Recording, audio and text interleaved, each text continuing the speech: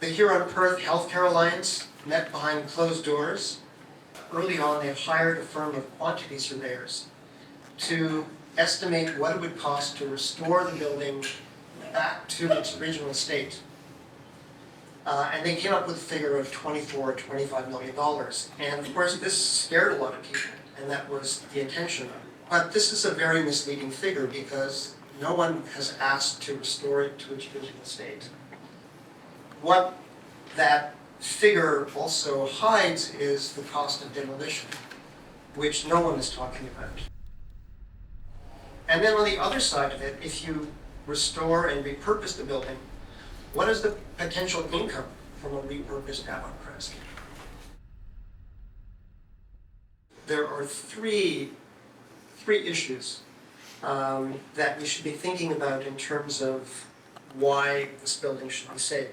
The first thing is the building itself. Its architecture. The architect, George F. Durand, is a major figure in Stratford. And even as the building changes, remnants of that technological history remain embedded. And that history, the things that remain embedded and change over time, tell us stories about how people use it, about belief systems, about the way medicine is practiced.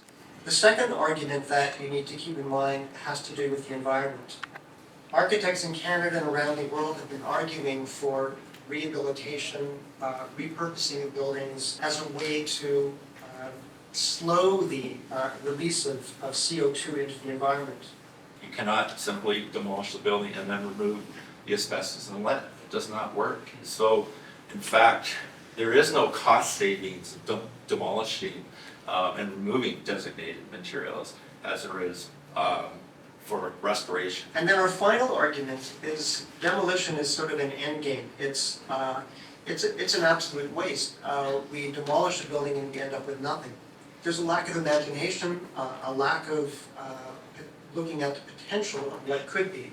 It is a remarkable building, and the location, I think, is extraordinary. Being across from the hospital, being adjacent to the Dolan Conservation Area, there's a lot of room on the site to build new things that can complement the historic building, and the historic building being retained, being the centerpiece for that. One of the things looking at Avant-Crest is that it has changed over time. But the idea, of returning it back to what it was before isn't in a way as meaningful as evolving it, right?